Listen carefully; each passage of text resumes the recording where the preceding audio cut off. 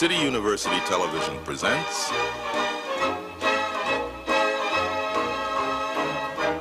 the American Theater Wing Seminars.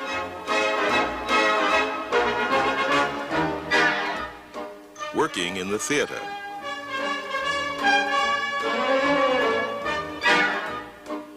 This seminar, producing.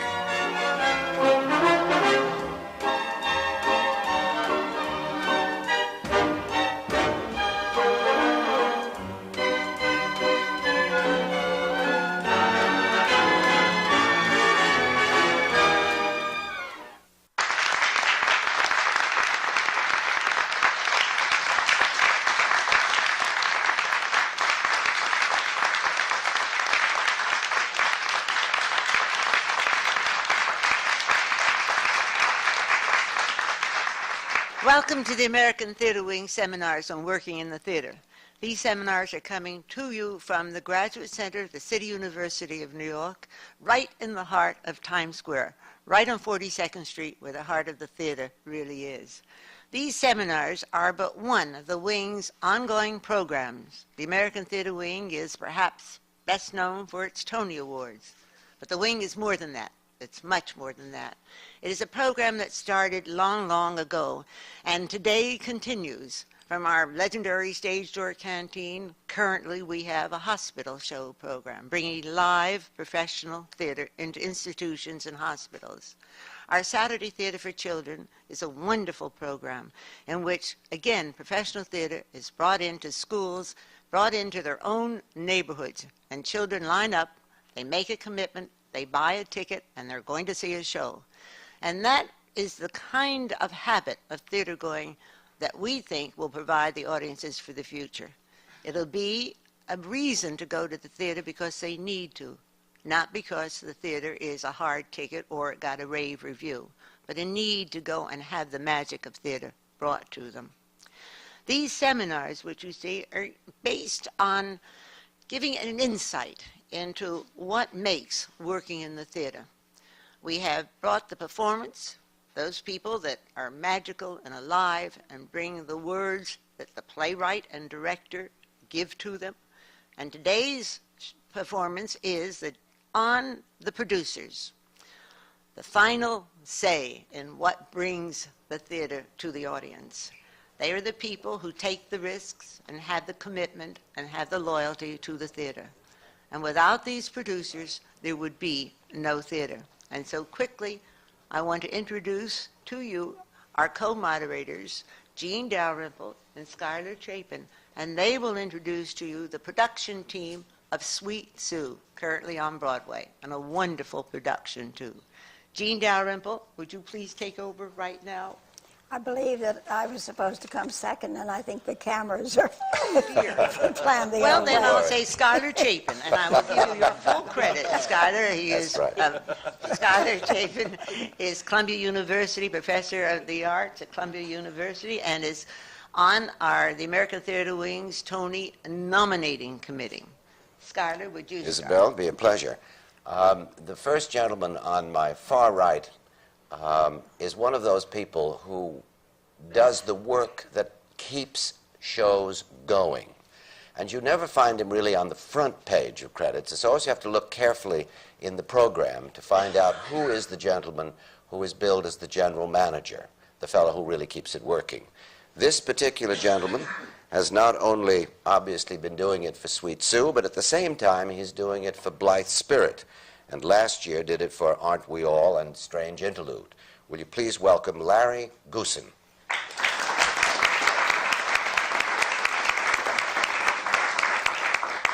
And right next to me here is a gentleman who, despite his youthful looks, has been involved in the theater for over 31 years.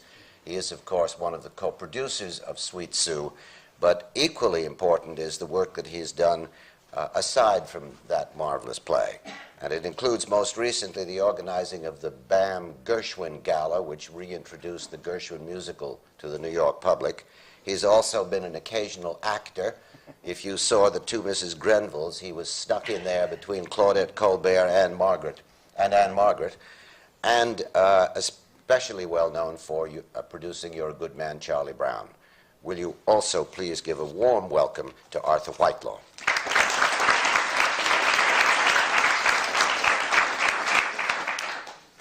And on my far left is a lovely lady who is very, very important to any production. She is the casting director. The casting director suggests all of the players to the producer, the director, and the author. And she knows very well which ones will actually get the parts because she's very knowledgeable. And it's Donna Isaacson, who is a partner in Lyons Isaacson.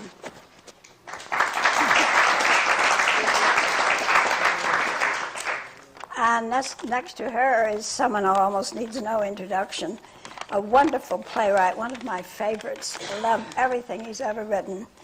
And he's the playwright of Sweet Sue, of course. But I remember, and it's not written down here, that you did the Middle Ages, and that was one of my favorites. And also The Perfect Party in the Dining Room. And you're now teaching at Columbia. That's right. Yes. Wonderful. A.R. Gurney.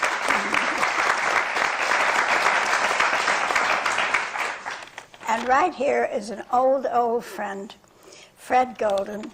Fred Golden is also very important to a production because he's the advertising director. And Fred has done my advertising since I first started to produce, and he's the best. He's wonderful. And I can't begin to tell you all the plays that he's advertised. We'll come to that later, and because I have no material today, unlike my partner here, who hurried around and got everything. I wasn't able to. We didn't think you needed it, Jean. Anyway, Fred Golden is a great advertising man. Please welcome him.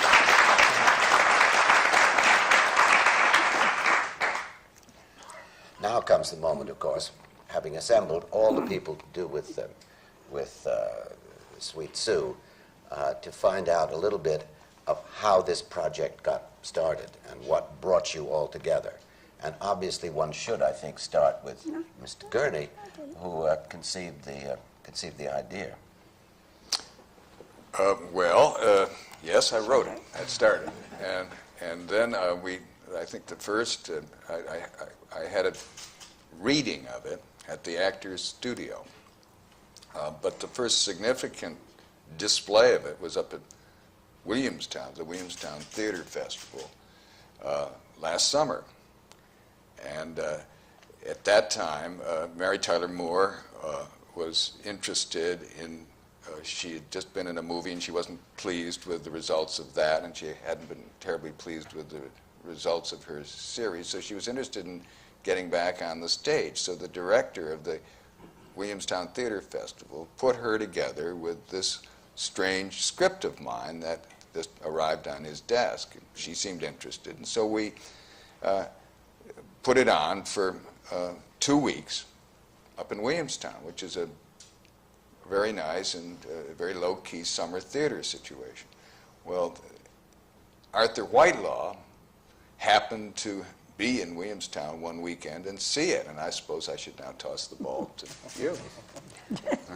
Well, I saw it. I had no idea what I was going to see that afternoon. I wandered into the Williamstown Theater, where I'd been many times before, and I saw this play unfold, and I fell in love with it. And I went with a friend of mine, Jack Venza, who is the executive producer of Great Performances on WNET. And we went out for a drink afterwards. We went back to see the cast because I knew some of the people. In walked Pete Gurney and his wife Molly and their daughter, and they sat down and had a drink with us. And I found out that there was nobody producing the play at that point, so I became very interested and was going to see a play of Pete's called The Perfect Party the following Wednesday with an old friend of mine, Dick Button. And it was at The Perfect Party that Dick and I decided to produce Sweet Sue. It didn't take much persuading for Dick or for myself to be interested in this play because it was such a lovely play. And I must say, in all the years that I've been involved in the theater, and I'll say this publicly now, this has been the nicest experience that I've ever had. It's rare, and it was textbook, Schuyler. It's rare that you get a playwright like Mr. Gurney, that you get a director like John Tillinger, that you get two stars like Lynn Redgrave and Mary Tyler Moore, and Barry Tubb and John Linton, and a wonderful stage crew, and Larry Goossen, who's been working with me since he was 19 years old, and Fred Golden, who has done every one of my plays since 1963. It's very rare that you get this kind of cooperation and this camaraderie, and then have the success on top of everything else. It's very nice. I'm very thankful for it. I'm glad I wandered in that day. Why don't we ask Miss Isaacson when she came along? Well, we came along sort of at the end. It Oh, was all really? put together. This was a little different than some of our other jobs because the star was already set, and or at least half of the star was already set. And I had worked for John Tillinger several times. I had cast Lute for him, and It's Only a Play. And so we got a call from Larry and Arthur asking whether or not we'd like to do it, and we wanted to. Yes. So we put all the pieces together with Arthur and Larry and Pete and Joey.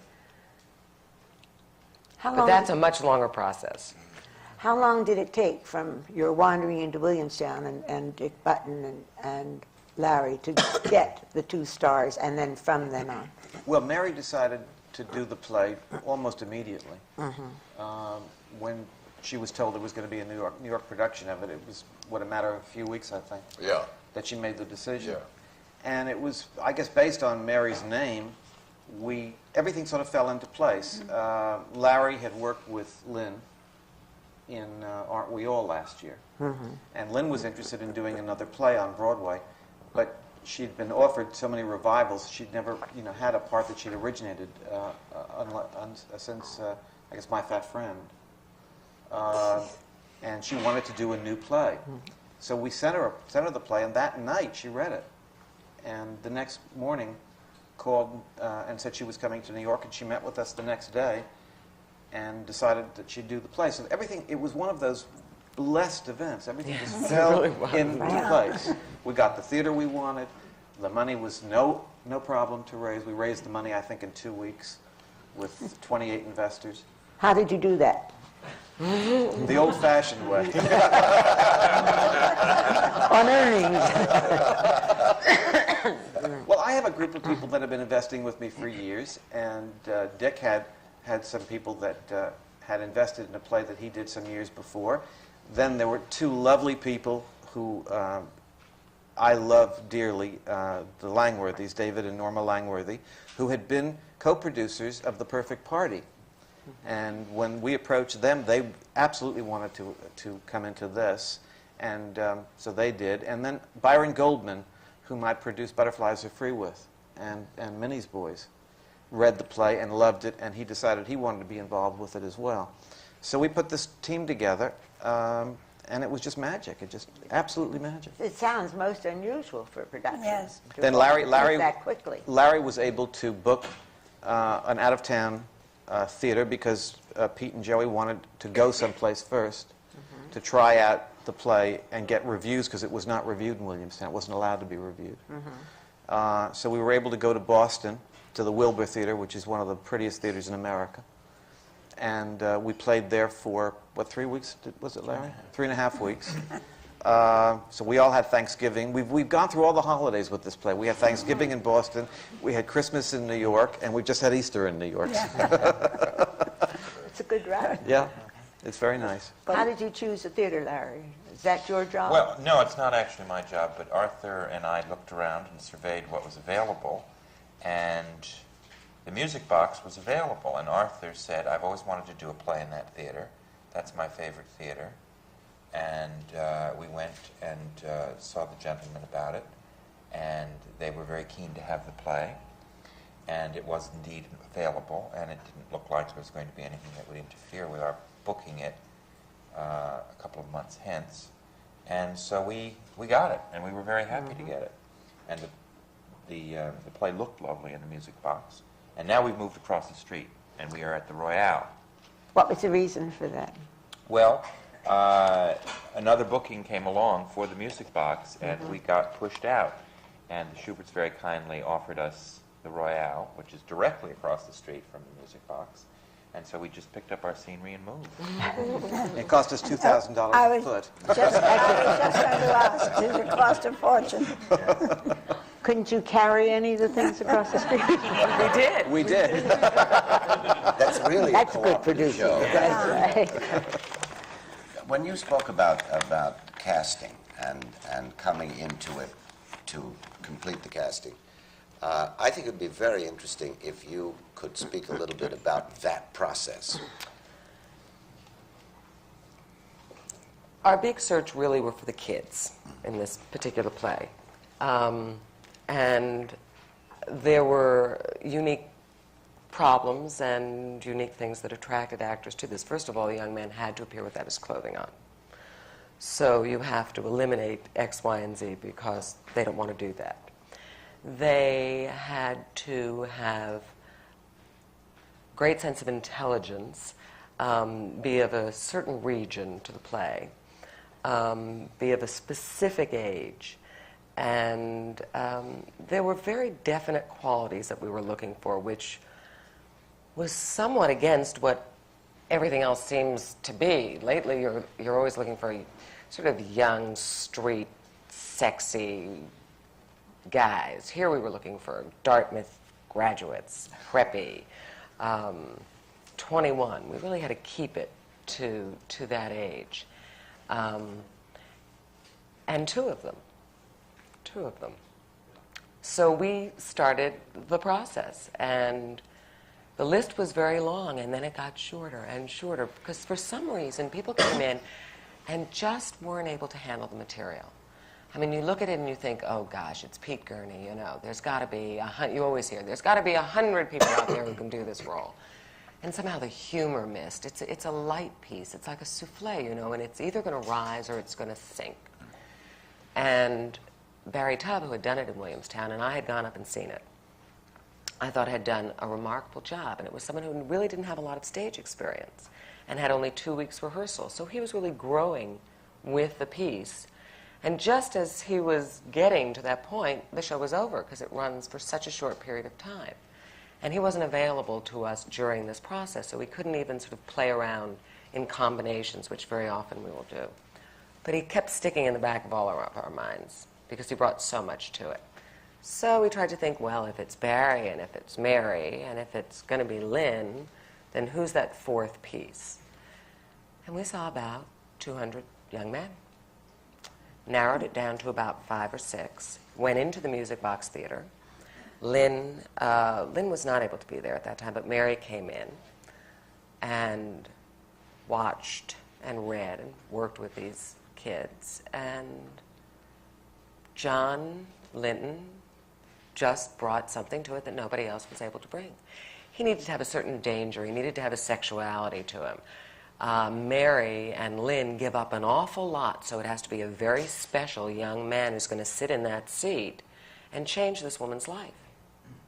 It couldn't just have been a stud. It had to have been someone who was going to show her something she had missed and needed to have. I don't know if that answers your question. It certainly does, and it's an extraordinary lucid explanation of Yeah, a very difficult job. a very difficult job. And I think it's something that you know, actors should somehow tuck into the back of their own minds, that the process, when you're specific, as you always are, looking for a specific type of person, when somebody is said, I'm sorry, this is not for you, or to realize that it is a matter of decision, not a matter of emotional rejection, which is, of course, up in here over and over again. We try to explain that to actors, that don't ever look, when you come in and you audition and you leave, there's always that moment where you want to know what happened in the room. You cannot know. You will never know. Even if you get an answer, you will not necessarily be getting the whole truth or the whole answer. Because there's so many things that come into play, and certainly by the time you've come in the third time on a part, you're never going to be rejected because of your talent. By the time you've made a second or third callback, you're good. Now it's really about size and shape and quality and tone. And in this case, it was really about size and shape and quality and tone. Yeah. Well, there were a lot of guys working out in the gym before their last call. Why aren't they told, though? Why isn't an actor told? I think it's very important to say what you just said. There are 4 of us here, and several pieces of this show that are missing. The director, another casting director, a co-producer. Everybody's got a different opinion. It's a very subjective, very personal. It's not scientific. And show who had the final say. It's really a It's really interesting. collaboration. It is a collaboration, but when you find an actor for a part, and the actor is the right actor, invariably everybody agrees. Yeah. And when John Linton walked in and read for us, the first time, I remember we were all sitting in the Music Box Theater, Mary sitting by our side, watching these boys read, and John walked in. We'd never seen him before. He read the scene beautifully, left the stage, and we all turned and said, "That's the boy." Mm-hmm.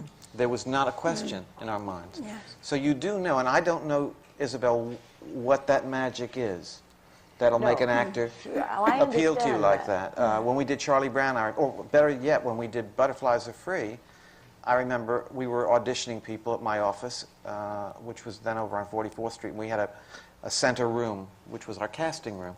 And Milton Katselas, who directed the play, and Leonard Gersher wrote the play, and I were sitting in there watching these girls parade in for us. And I excused myself for a minute, and I walked into my office, and it was sort of a old sunset. That was the hour, around 4 or 5 o'clock in November. And there was this vision, this beautiful lady, girl, standing at my desk, and in a very husky voice she said, "May I use the phone?" I said, "You can do whatever you want to do." And I got something out of my desk, and I left, and I walked back inside, and I said to Milton and to Lenny, I said, "I don't know who the girl in my office is, but if she is not an actress, she should be." And I said, "If she is an actress, she's going to be in Butterflies Are Free." It was Blythe Danner. Oh. I said, "I'm not going to do the play unless she's in it." All she said was, "Can I use the telephone?" There it was. But I That knew. makes that difference. You just know. You just know. Yes, you do know. And of course, she wound up in Butterflies and won a Tony for it. Right. Could I ask Fred when he came into the picture? The advertising? Well, I came in shortly after it was decided to do the play. I called Arthur. He agreed that I'd be working on it, and I was very grateful. But before I go into anything else, I'd like to also make a statement, as Larry did and Arthur did. It's been a lot of years for me, Gene, as you know, and I can't recall when I've enjoyed working on a play as professionally handled as I have with Larry and Arthur and Dick and Byron. If I've left someone out, you'll have to forgive me. But it was one of those great things, and everything worked well. We never made a decision unless all of us were sitting around a table. I never got a call that said, "Freddie, how come we're not on the buses? How come we're not on TV?" We never talked that way. We said, "Let's talk about it." Larry would pick up the phone and call the box office, and let's say, "How are the sales going? What's the weather going to be tomorrow? When are the Jewish holidays? When is Easter Sunday?" Nothing was spent unless it was agreed upon, unless it was thoroughly researched and marketed. And I think over the long run, we saved some money because everyone agreed. If they didn't agree, we argued. But it all came out, and nothing was done unless it was agreed by all concerned. What kind of a marketing program did you do? Well, in the beginning, Arthur thought, and wisely so, that with Mary and Lynn, we shouldn't have their photographs, only because, for all kinds of reasons, we thought we might like to have a good illustrator do a drawing of the two girls with some likeness. And I mentioned Clyde Smith, and right from the go, Arthur said, "That's just the man I want to use." And we had Clyde, and we did some drawings, and you may have seen the ads with the boy with his back to us. Lovely. And we had a naked boy on stage with his back to us. We had certain problems as far as acceptance by the media, but we got by that. And everything was going along fine, and then we all agreed that maybe we should do something about TV. Let's not buy any time, but let's be prepared. Should we have to go on TV for whatever reason we thought, we wouldn't have to take 2 or 3 weeks before we're on the air. and Mary and Lynn, who were just as professional and just as wonderful as everyone else I talked about, they were at the studio at 7 o'clock making up, and they sat around all day under those hot lights, and we did, I don't know, 8 or 10 spots, and we used 5 or 6 or 7. And we decided to go to 10-second spots rather than 30s. Not so much because they were less expensive, but we had 2 stars who were familiar to the people who watched the tube. All we wanted to make is an awareness that these 2 wonderful stars were on stage at the Music Box or the Wilbur Theater in Boston. And we did these spots. And they weren't great masterpieces, but they were just enough to say, I'm Lynn Gregg, Lynn and Mary Tyler Moore, and we're going to be in Sweet Sue. And then we went to Boston. And we bought some TV time. Not much, but we were very careful. And in marketing, when you have 2 stars like those 2 wonderful gals, you can pick your spots. In print, when you buy an ad in a newspaper, you're buying a lot of readers you may not ever want to reach. But with the advent now of spending money on TV and radio, you can pick your spots very, very carefully. And we would research, and we would call the program directors of the station and find out when would we have some of the reruns of Mary Tyler's old shows. And Lynn was all over the tube with her Weight Watcher spot. So we were able to pick the spots, and we didn't go into the late news and the early news that cost a lot of money. We wanted to reach the people who watched the soap during at 3, 4 o'clock in the afternoon. And we did. And Boston came, and it opened, and the notices were mixed or so. But I think, Larry, you can back this up. I think the day after the notices came out, on the day the notices came out, we had one of our biggest box office sales ever. That's very interesting. And here in New York as well. That's right. Same thing happened in And that night, when we got all the notices, at 2 or 3 in the morning, we were sitting at the, I guess it was the Ritz-Carlton Hotel, with Byron Goldman, and Larry, and Arthur, and Dick, and myself, and Don Josephson, and John Bierman, my 2 associates. And we decided we were going to change the ads. Now let's show the faces of our girls. We had faces that were worth millions of dollars, and we weren't concerned about what was going to happen 6 months from now. We were concerned what was going to happen right away, quick. And at 3 in the morning, we went back to the agency and worked up some ads, and we were in the newspapers, I think the very next day, with photographs of the ads. Larry was around, Arthur was around, Byron. We all did it by committee. Everyone was there. We looked at the ads, and within 24 hours, we changed the whole concept of our campaign. We went to photographs, and things worked. The fact is, we got out of Boston, which shows hardly ever do today, making money. Yes, we did. When the notices were mixed in Boston, were you asked to do any rewriting? Did you want to do any rewriting? Yeah, that's an interesting story, too, because up at Williamstown, as we told you, we didn't have any reviewers. There were a lot of reviewers up there, not the Times, but the Pittsfield paper and the Springfield paper, and they all wanted and were in the habit of reviewing anything. So we had a kind of press conference, and I asked them, please, Williamstown hasn't had many new plays, so I asked them, please, just to, if they would, leave us alone, because even and Variety, too. I said, just, you don't review a baby when it's just learning how to walk. I mean, I just said, please leave us alone. We'll give you interviews, but just don't write us up, because we're not ready. So we didn't really know where we were as far as the critics were concerned when we came into Boston. We knew that audiences liked us very much, both in Williamstown and in Boston.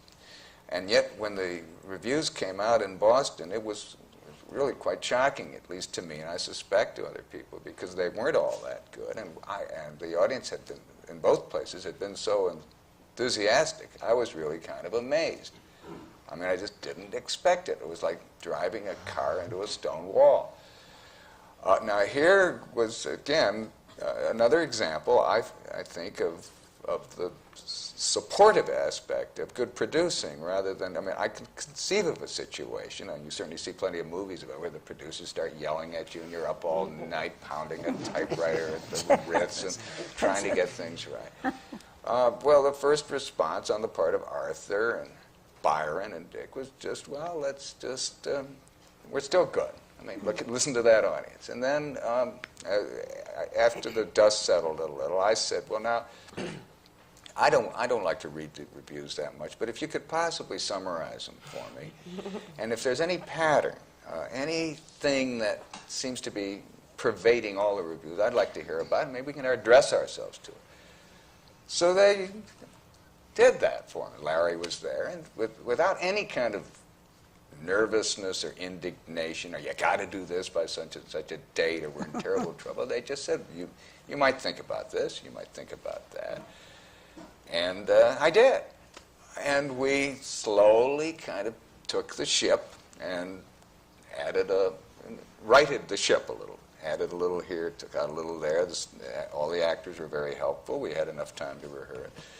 And so by the end of the run in Boston, we still had good audiences, so that by the end of so we could try it out every day. But I never felt any pressure that I had to have a joke here, I had to cut a scene there. It was all very supportive and collaborative. Then when we came into New York, we had some more previews. We did some adjusting there. But again, the reviews were mixed in certain cases. But by then, we felt, I think all of us, we had done what we could, and we liked what we did. And that if not everybody liked us, we seemed to have the sense that the audience did, and that enough critics liked us, so that you could have a few quotes at least. Yes, quite a few. And so that there wasn't ever this sense of terror and panic, which I hear can arise in the theater, and I've talked to other players where it does, where it's not helpful. In Boston, or New Haven, or Philadelphia, wherever it used to be. I never had that sense. I felt I wasn't being patronized or coddled either. I felt that there was simply a kind of good friends were sitting down and trying to respond to what they felt, what we all felt, might be valid criticisms. It's most unusual. But the reason for it, if I may say, is because you were working with great pros. And one doesn't have that opportunity very often today. But also, as a producer, there are not many producers that get a chance to work with a writer like Mr. Gurney. That's true, yes. And the mutual respect that we have for one another is because of what we do and the way we do it. And I think that, sure, I've worked with writers. I worked with a writer once. I had to throw him out of the theater. I did. I locked him out of the theater. And the director and I rewrote the play. What we accomplished was to get the audience to stop coughing, because they started to cough the minute the curtain went up. But he was a first-time writer, and he wouldn't rewrite. He absolutely wouldn't rewrite, and he was adamant about not rewriting, and the play wasn't right, and we all knew that. But then you get a writer like Pete, who is so bright and is so relaxed in the way he deals with you, that you have to show that respect back to him. And he's professional Totally, too, you see. totally. It's a question of everybody being completely professional and knowing exactly what he or she wanted to do and could do. Gene, it was having a mutual respect, which we all have for one another, and we've all worked, except this is the first time I've ever worked with Pete and with Donna, and it was, as I said before, such an incredibly wonderful experience. You want to have this every time you do a play. Sure. But Larry and Byron and Freddie and I have worked together for years, and there becomes a shorthand between people. Yeah, sure. That's the reason. I've been out of town after an opening in Boston or New Haven or Pittsburgh, and things didn't go so well on stage. Fact is, they fell pretty much apart, and I just sat and listened, and I'd hear the producer tell the playwright, "I think we've got to do some rewriting." Quite a bit, I imagine. And the playwright would come back and say, "Mr. Jones, all we have to do is do a good TV commercial, and everything will be all right. Now, Freddie, now you got to do a TV commercial." Now, that has happened many times, you see. Yeah. As a kid, I remember there was a musical on Broadway, and I used to go to see everything, and it was at the 46th Street Theater, and I stood to see it at a matinee, Saturday matinee, and I assume the producer and the director, or the writer and the director, whatever, were sitting in front of me in the last row of the theater. And this was a disaster. I mean, it was just an awful musical. And I heard one of them turn to the other and say, "I got it. I know what's wrong with it. The shoes are the wrong color that she's wearing." And I thought, boy, are they in trouble. Let's go to the nitty-gritty. Tell me, you had a cushion, obviously, when you came. You were secure in the sense of your money. You said you had it. How did you then scale your house? How did you decide on your ticket price? Who was the one that said you have that you're going to make tickets available to students? You're going to be able to have that very important part of it, opening the house to an audience. Well, we raised $800,000 to do the play. And because we made a profit in Boston, which is rare, with this play, we did not, it only cost us about $350,000, I believe, to bring the play to New York. So we had all that money left, which we still have left. Don't tell anybody. The news is out. But we also came into New York at Christmas time, right after Christmas, the 26th of December was our first preview in New York. And that's the biggest week in the year in terms of business. And the way the dates fell out this year, that sort of extended into the early part of January. So we did gangbusters business during our That wasn't by previews. accident, was it? No, it wasn't by accident. We planned It was all planned. and we made quite a bit of money in the early weeks in New York before the critics came anywhere near us. So we were in good financial shape. How can you keep critics away? You can't. How can you keep critics away? Well, I tell you, there's no agreement, as there is in England, as you well know, with the press corps, that they have to review a play. There just isn't. It's just tradition that they do. I remember some years ago when I restored the Ritz Theater on 48th Street. We did a play and it closed in one night. And I had this theater sitting, this beautiful theater sitting on my hands, and we had nothing to book in it. And we booked a play called No Sex, Please, We're British, which is still playing in England. And I went to Washington to see it. I thought it was absolutely dreadful. But there were friends of mine involved with it, and the audience loved it. So they started previewing it in New York at my theater. And I begged the producer not to open it. I said, don't have the critics, because the critics are going to kill it. You're going to open on a Tuesday night, it'll close on Saturday, because you'll get terrible notices. It's not a good play, but the audience adores it. And just keep it running. And they didn't want to do that. They wanted to get the critics, so they invited the critics to come. They opened on Tuesday and they closed on Saturday. What's the reasoning behind them? Do you know why did they insist upon having the critics in? I don't know. I would imagine prestige. Yeah. I don't know. Isabel, by the way, thought the I have to critics mention would like David it. Powers, the press representative for the show. The best. I think I forgot about him. He is one of the greatest. Now I've got that often. No, but I You think know, that's very important. I think he is. He's Because just wonderful. I'd And like the somebody stars to is take such- David's role here at this point and see what his position was. Oh, 'cause he was just, he is and where was did just he wonderful. come in? Where did David? Well, right from Well, the he very came in beginning. fairly early on, and what the remarkable thing that he did was that he coordinated the promotional or publicity aspects of the production, so they all kind of hit at one moment, which was right before we came into New York, the weekend before we opened for the press. We had been doing very well in previews, as I said before, but there was a blitz of publicity prior to the opening. The Hirschfeld in the New York Times, a huge article interview with Lynn and with Mary. Mary was on the cover of the Daily News Is that Sunday David? magazine section. the That's press all agent. stuff that the press agent organizes and schedules to happen in a sequence so that you get the largest possible push prior to your opening. And I think he orchestrated it beautifully. What's remarkable about what's remarkable about David is that he does not take on a lot of projects all at once, which a lot of press agents do because they have to for financial reasons. He concentrates on one or two things. And he has orchestrated this, and I think that's the only word I can use to describe what he does. He's orchestrated this press campaign so that, I've had a lot of hit plays and with a lot of publicity for them most of the time. But I've never had a play like this, which is a lovely, sweet, four-character, one-set comedy that has consistently sustained its publicity. We are on television, we are in the newspapers every single week and have been since we went into rehearsal. And it's all because of David. And he dreams up these things to do, and he gets interviews, and not just for the obvious people in the play, Mary Tyler Moore and Lynn Redgrave, but for everybody concerned, so that the public is constantly aware that there's a play called Sweet Sue playing on Broadway.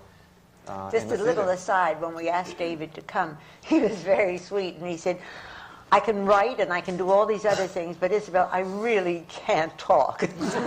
He's very shy. He's terribly shy. I'd have people stop me or at the office and say, Freddie, those ads are working just wonderfully well for Sweet Sue.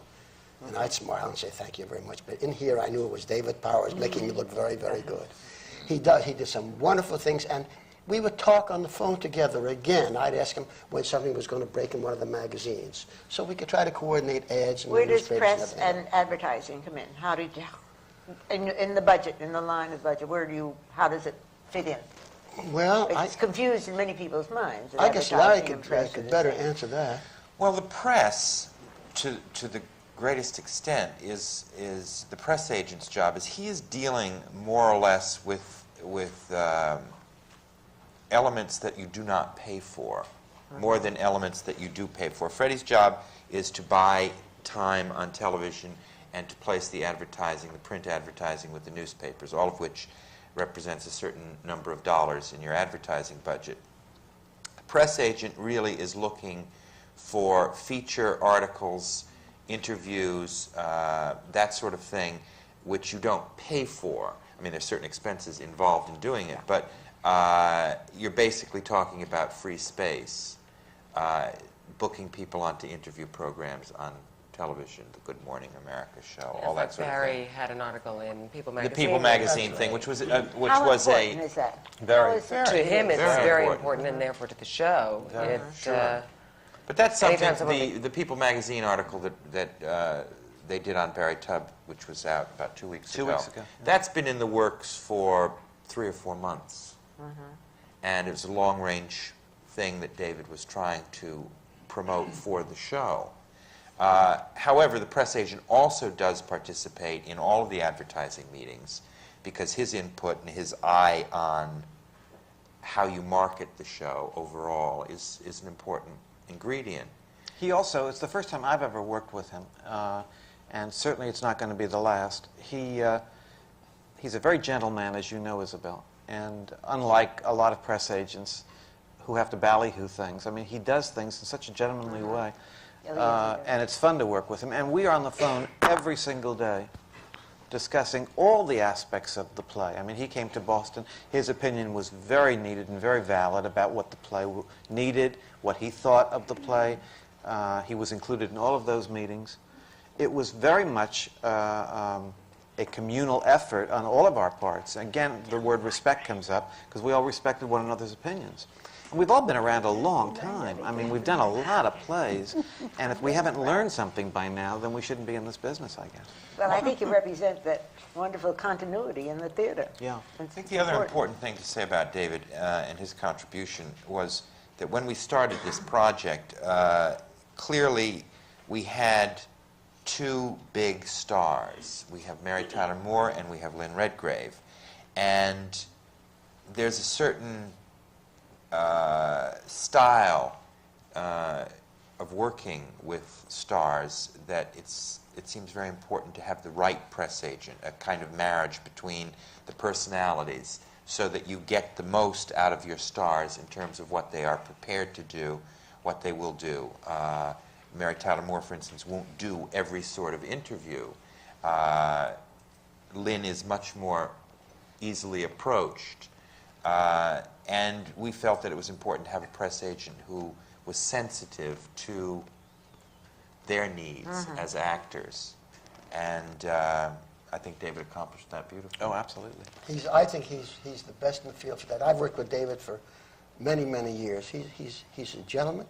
He's well loved by the press, and he does a fine job. You know, Isabel, you were talking about the critics, if I may digress for just 1 minute. You know, for years this has been the cry of all producers: bar him, kill him, shoot him, get him out of the theater. I was at a meeting with most of the important producers in town, and they said, "Why do we have to quote the critics? Let's not quote them. We can't keep them from the theater, but we can let's not pull it. And everyone agreed it was a good idea. And then Freddie Golden had to stick his nose in and almost got it knocked off. I pointed to one of the producers and I said, Mr. Jones, if you open the play tomorrow, and the New York Times critic called it the best play in 20 years, would you not use that in every bit of advertising you have got? Well, that was the end of that.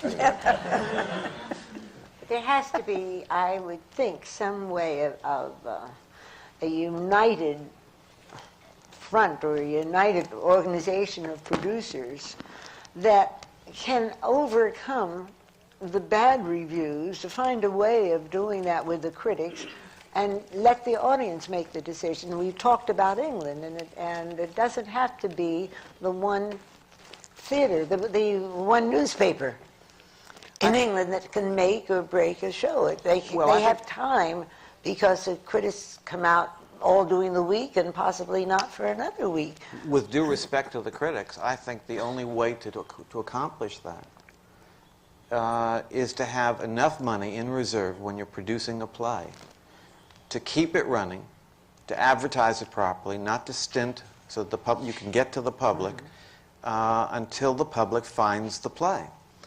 With Butterflies Are Free, we got the same kind of mixed reviews that we got for Sweet Sue.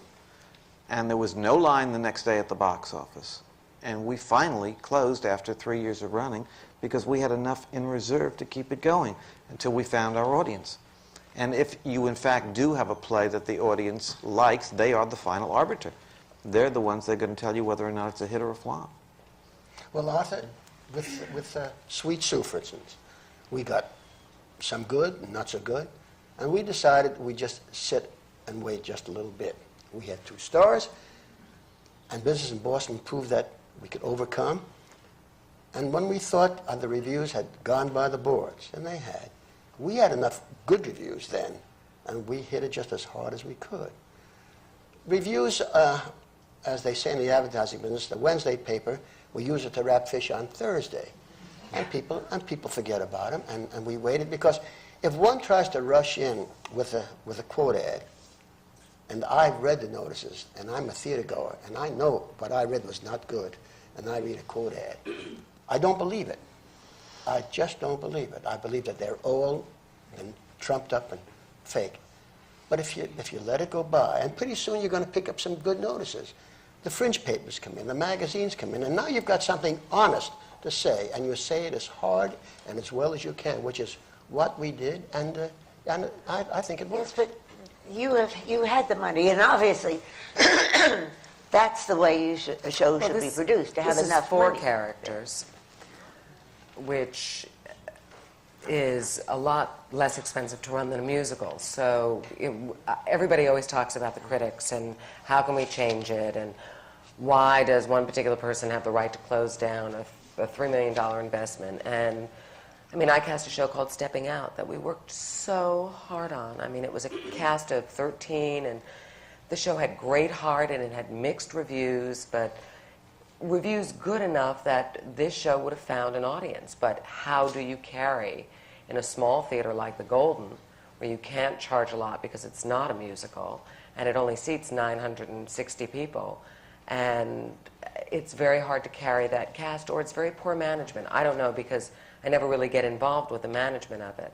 But I never understood why that show had to close, you know, other than for financial reasons. It would have found its place. Well, we had a straight play that just closed in 2 days last week.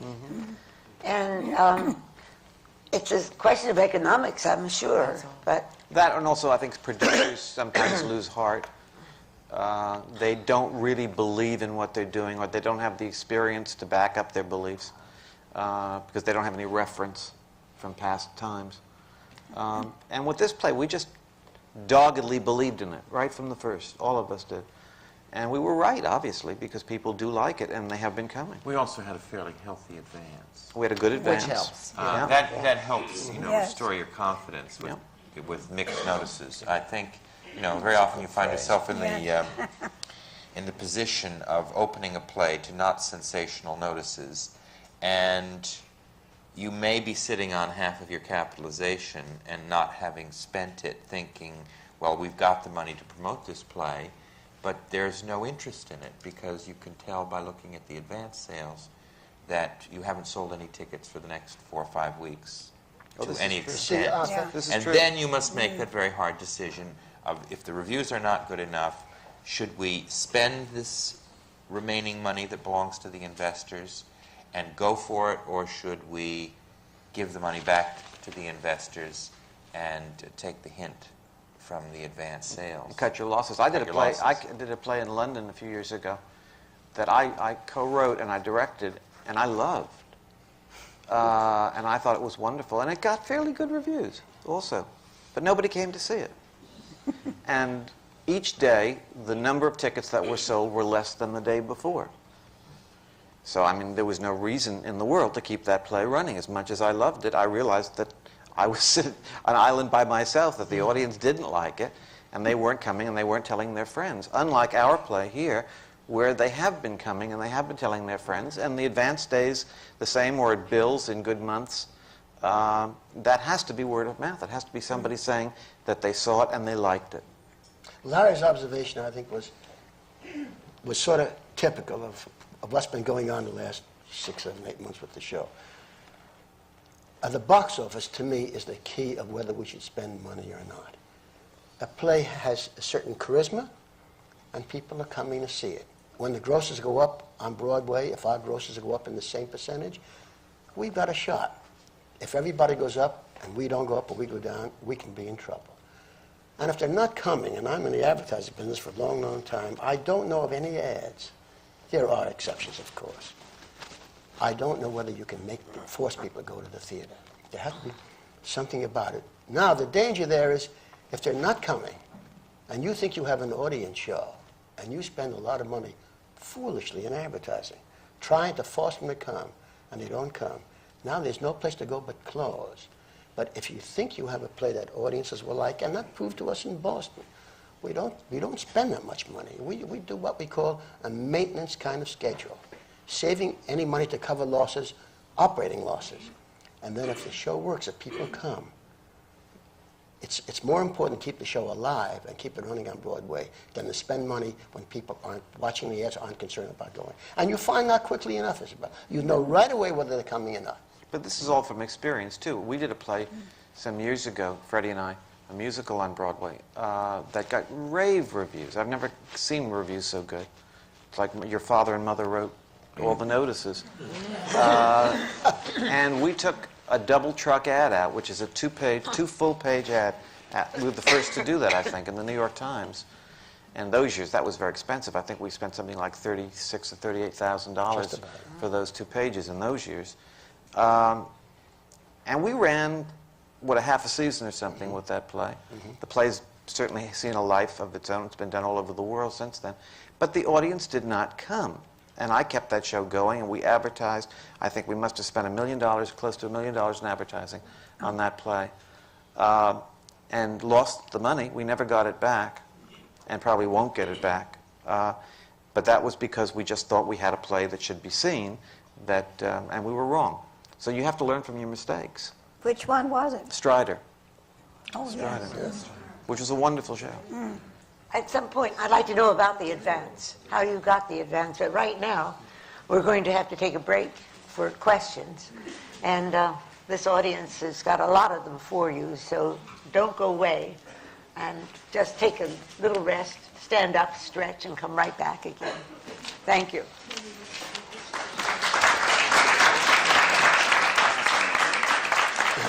If anyone has any questions, please come get a piece of paper and a... We're back at the American Theatre Wing seminars on working in the theater. I'm Isabel Stevenson, and I'm president of the American Theatre Wing.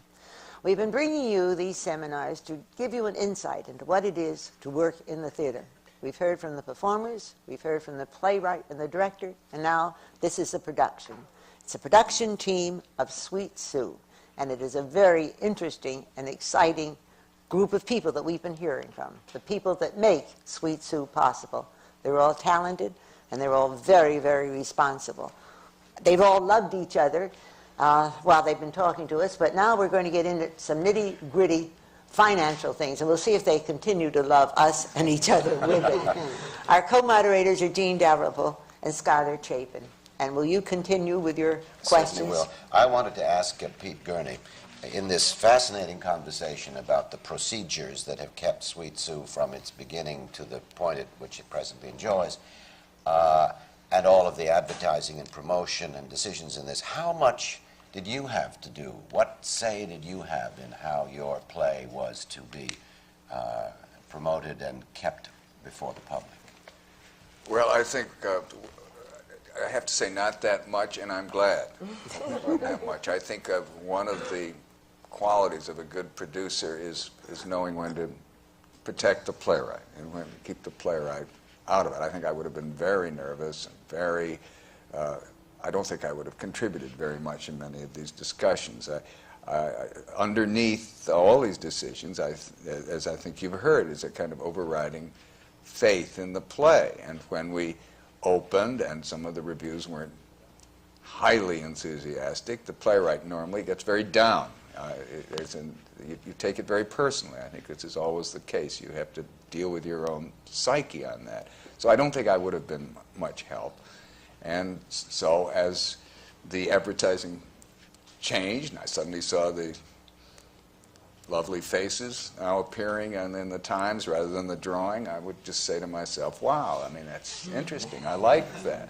But I do think that the role of the playwright is to write the play, to improve the play if he or she can, to occasionally show up and watch the play and support the cast and let the world of the play know that you're there and you're interested. But I'm very glad that I wasn't too much a part of these decisions. I simply don't know as much as these gentlemen do about how to do it. I think Pete's being modest. Well, also, I think I have to add, too, that almost every decision that we made, we discussed. I mean, right from the first artwork, I was very careful to show it to Pete to see absolutely true. Whether or not he liked it, whether or not it represented the play that he had written. Oh, I properly. hasten that. I never had the feeling anybody was running an end run around me or anything like that. That's absolutely true. I was consulted, and but my feeling from the beginning was do what you think best. I mean, you seem to know what you're doing, and I don't, and I'll be watching the play and working on the play. So I'm glad that it worked out the way it did, and I'm very proud of it. I went in the other day because just to buy a poster of Sweet Sue, that poster over there, because we've run out of them. And so I was talking to the man. I said, as he wrapped this poster, I said, "Now, I really like this poster." I said, "How's it doing?" He said, "Oh, it's our big seller." He said, "It used to be Cats, and now it's Sweet Sue." I felt very good about that. Yeah. But I didn't know that before. Getting into the dollars and cents, you talked about the advance sale. When does that start?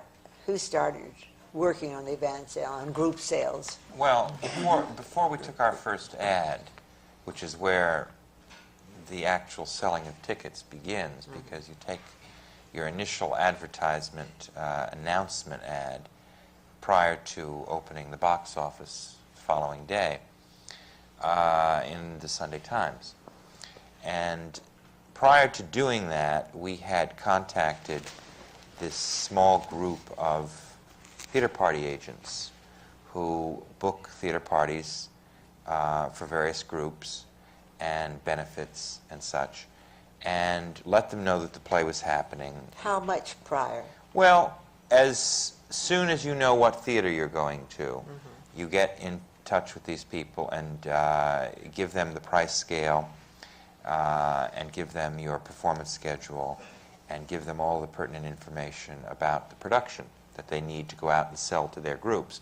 So prior to even opening the box office, you've got a certain amount of interest generated with large groups of tickets being sold or committed for prior to getting the box office open. When the box office opens, of course, they start filling those orders, as well as the individual ticket orders of people coming to the box office window or ordering through the mail or over the telephone, which has become the largest source of selling tickets. People now call with their credit cards, as you know, and order their tickets over the phone. So that process started, I would say, probably 2 months before we even opened the box office. So the group sales, the benefits, are money in the bank in advance, in a sense. Yes. Yep. Yes. Do they get a discount on when they buy a group? No, they don't. In some circumstances they do, but in our situation, unless it was a group that was buying for a preview, they do not get a discount. I know this has been asked, and so I'm going to get away with it right now. How did you decide on your price of your ticket?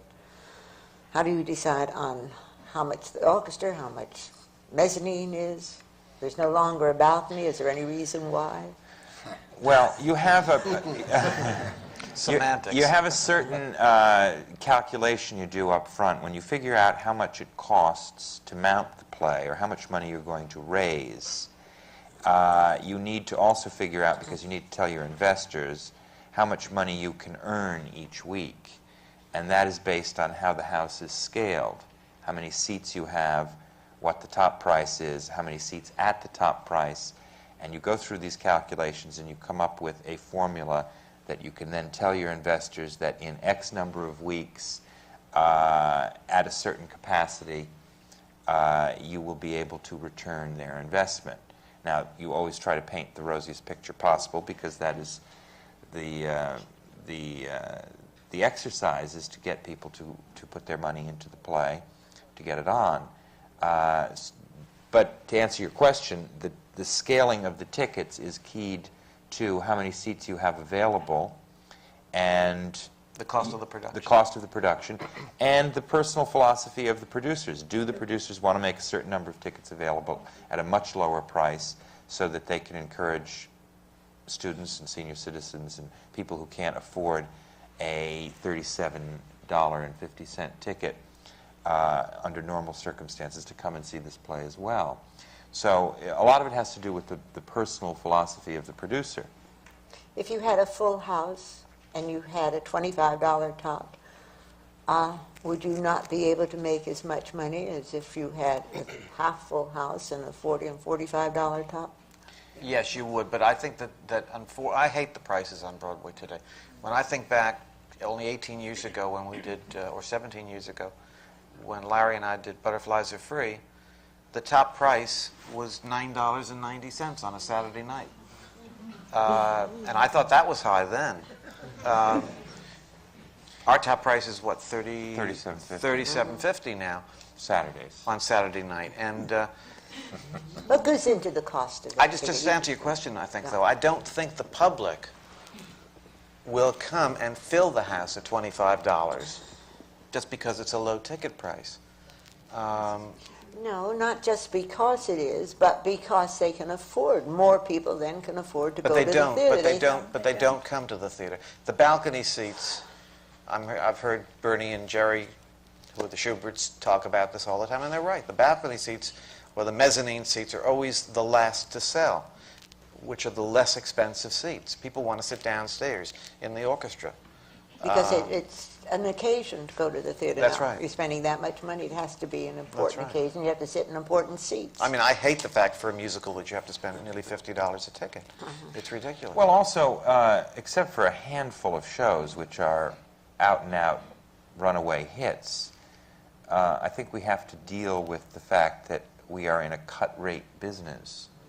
There are many ways to go and see most shows at something less than the full box office price.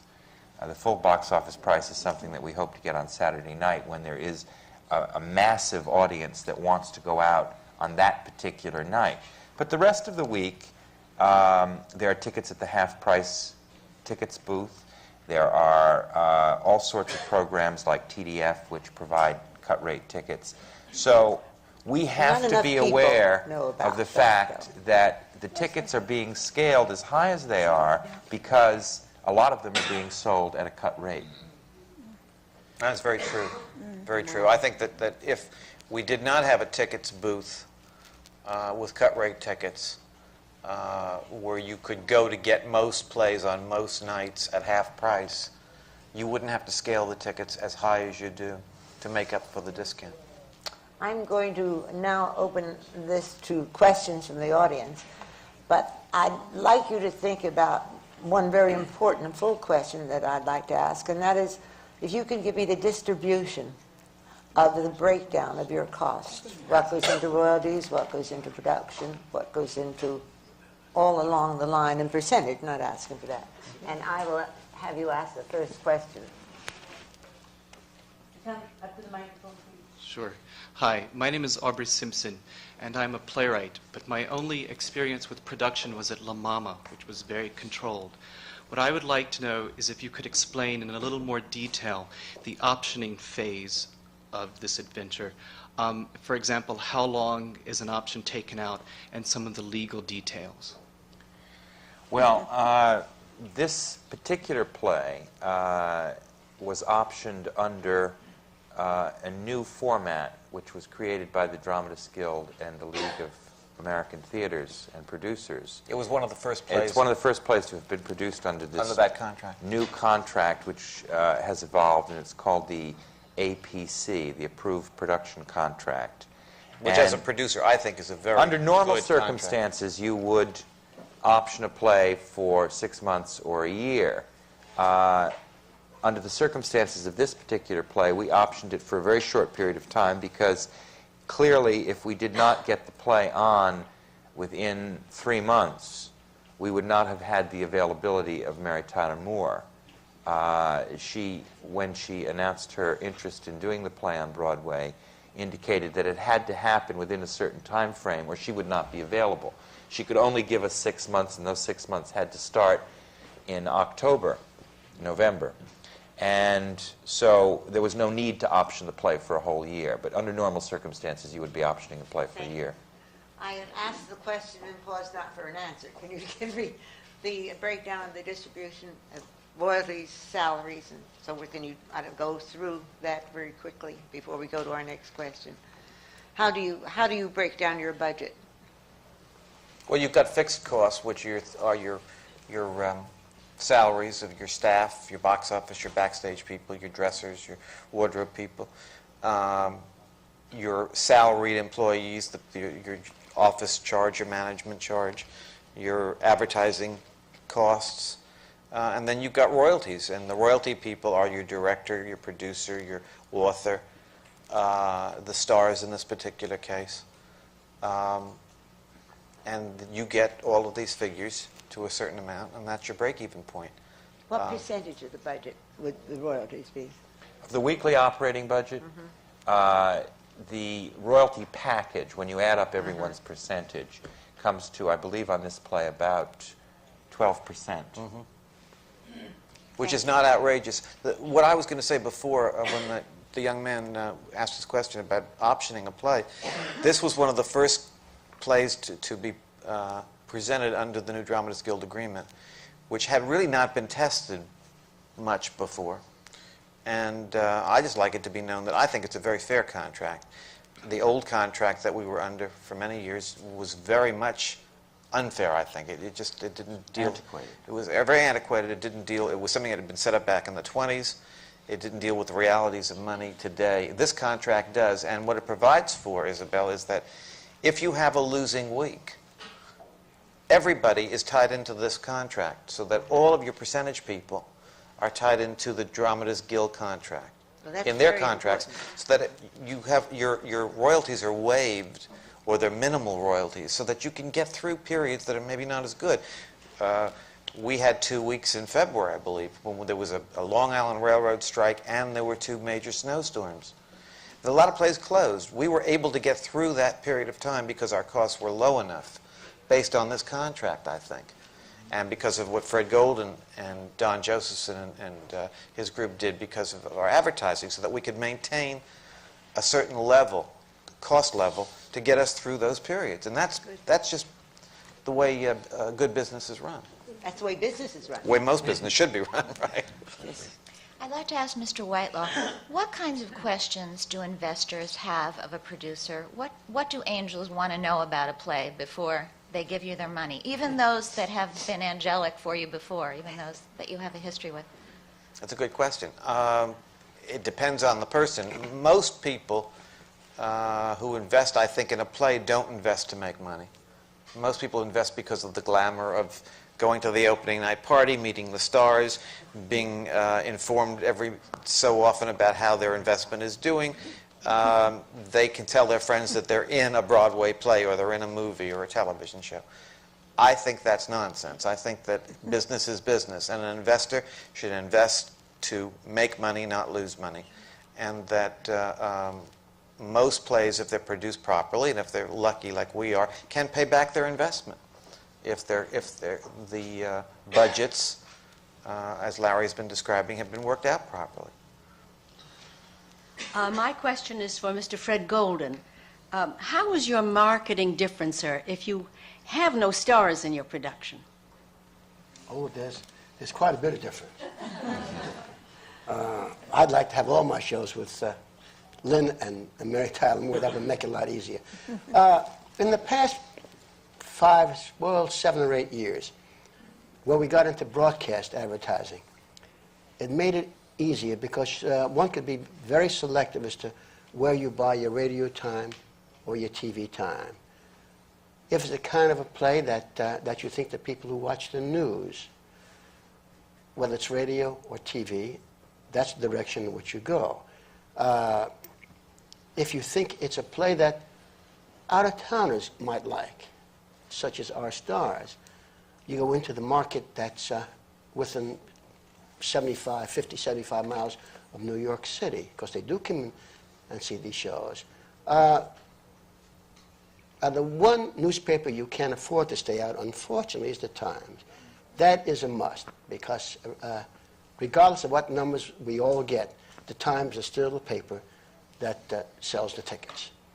But we have gone on TV and have indicated a phone number on the screen.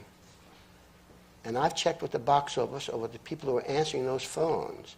And on the road in particular, I give the box office people a schedule of the times that the spot is going on. And if it should go on at 10:59, for argument's sake, at 11 o'clock, the switchboard lights up. Can we buy tickets, and how much, and everything else? So there is that marketing. Years ago, it was, how come I'm not in the Times? How come I'm not in the Newark Star-Ledger? How come I'm not on the radio? We can't afford that today. Things are much too expensive. Years ago, a full page in the Times was, I don't know, $14,000 or $15,000. It's $33,000, $34,000, $35,000 today. Quite a difference. With your next question? Yes, I have a question for Mr. Gurney. My name is Daniel Kalman.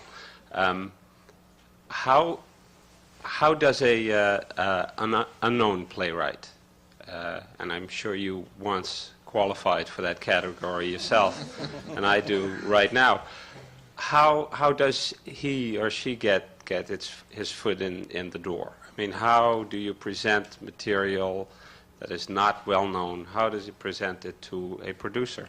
How does it get there? How do you? Well, it depends. I mean, on this particular play, of course, I was just very lucky. But long ago, I think when you're starting out, I mean, the rules in some ways still apply. When you're starting out, I think you've got to write plays that are simple and easy to do. If you write huge casts and 20 scene changes, no matter how good the plot or the language is, it's unlikely that people are going to take a risk on you. So it seems to me, keep it simple, economical. I mean, those are the rules we work under in the theater today, and I think they still apply. I think what we've heard today is that we can still keep this play running because despite partly because of its stars, but also it's a very simple play to do. 4 characters, 1 set. And so I started by writing very simple one-act plays and try to write good parts. Did you send them to all producers over and over again? Did you? I got them done by hook or by crook and hoped that producers would show up. And I'm talking about high school auditoriums and coffee houses. Get them done. I mean, wherever. I think that's what he said. All right, thank you very much. Very good, thank you. Good afternoon. My name is Robert O'Neill. This is for Mr. Whitelaw. I have a particular problem. I have a 3-character, 1-set original drama, which I just finished producing at my company in Pennsylvania. I'm the managing director. And it's a star vehicle play, and it's a potential Pulitzer candidate, I believe. I believe very strongly in it, and it's really nice being close to this right here. What should my next move be? Is it on now? No, I just finished an extended engagement in Philadelphia. We did a regional production at our second stage space in Bucks County in Pennsylvania, and we moved to Center City, Philly for 3 weeks.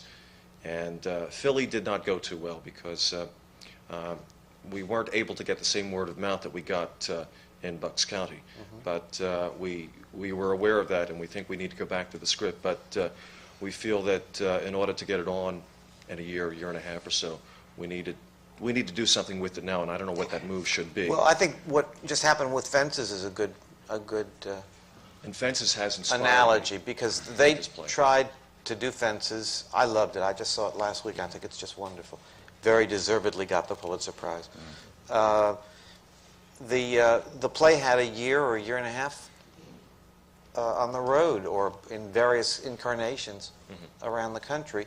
And August Wilson was allowed, because of that, to rewrite and to see and to hone his play. And I think probably it's a much better play today than it was when it first started. Larry worked on Ma Rainey, one of his other plays, and was very much involved at the beginning of Fences and went to see it and liked it very much. And I don't know whether you've seen it recently or not, Larry. I haven't seen it since they brought it to New York. But the No, article, I did see it in Chicago. The article about how they did it in all the different places made a lot of sense to me, because a play has to get better by working on it. Are you suggesting that's what you do then? Well, one of the people that we have in mind for the lead is George Scott, and the author and myself and the director both agree that this is the man to do the role, and we'd like to send it to him. Would that be an appropriate first move, to just send it to him? I would. It's always, the direct way is always the best. Okay, thank you very much. You're welcome. Say no. Hi, I'm Terry Kester, an independent producer. What effect is the new tax law going to have on investors and partnerships, and the fact that it's a passive investment now? Well, that's I think, going to have a very big effect on the theater and on people investing in the theater. Again, I think it's wrong to invest for the fact that you're going to have a loss, because no one goes into business to lose money. You go into business to make money. So I think it's the wrong approach for an investor to say, well, you know, I'm going to do this and I can just write my money off like they used to. But I mean, a lot of people want to be in that position, and they have extra money and they want to be able to take it off their taxes. I think, yes, I think it's going to hurt the theater tremendously. Right. Thank you. Thank you. This is, I think. Hi, I'd like to ask Donna Isaacson, how does one become a casting director? Usually you've started someplace else, because I've never met anyone who said, oh, I want to be a casting director, and that's what I went to school for. You've either stage managed, or you've agented, or you've acted. What I did is that I contacted other casting directors that I respected and asked whether or not I could come to work in their office. And one of them said yes. And I started first for no money. And then I got a full salary of, I think, $200 a week, and then I got fired. And then I got a wonderful job at Manhattan Theater Club, which I stayed at for 7 years. And from there, I opened my own business. But I think you have to contact the people that you want to work with and ask whether or not there's an opening, and if they offer you an internship, to accept that. Because in order to be a casting director, you have to have a working knowledge of the talent pool, not only in New York, but in the regional theaters and in Los Angeles. The only way to do that is with experience. So it's not something you walk right in and do. You have to learn, observe, and there are lots of people who always want people to help them. Is the money better now? Yeah. Don't become a casting director to get rich, though. Become a producer. Don't become a casting director. Thank you. I think no, don't become a producer. Become a doctor. We have to end the seminars on, it's always right when there is much more to be asked and much more to be said. But I think that what was just said now was one of the important things of what the wing does, and that is in these seminars to try and give you as much knowledge as you possibly can absorb. Donna said that she'd worked in all kinds of places before, and she knew the art of theater. And that's what's important. And this group here today are representative of producers and press agents and general managers and everybody involved in the theater that knows theater. It's the only way that you get proper theater on, and it's the only way that it will survive. And the producers of Suites are a wonderful, wonderful example, and I'm delighted that they've shared their knowledge and their time with us. I'm Isabel Stevenson, president of the American Theater Wing, and this is just but one of the Wing's all year-round programs. It's coming to you from the Graduate Center of the City University of New York, right in the heart of Times Square. Thank you for being here.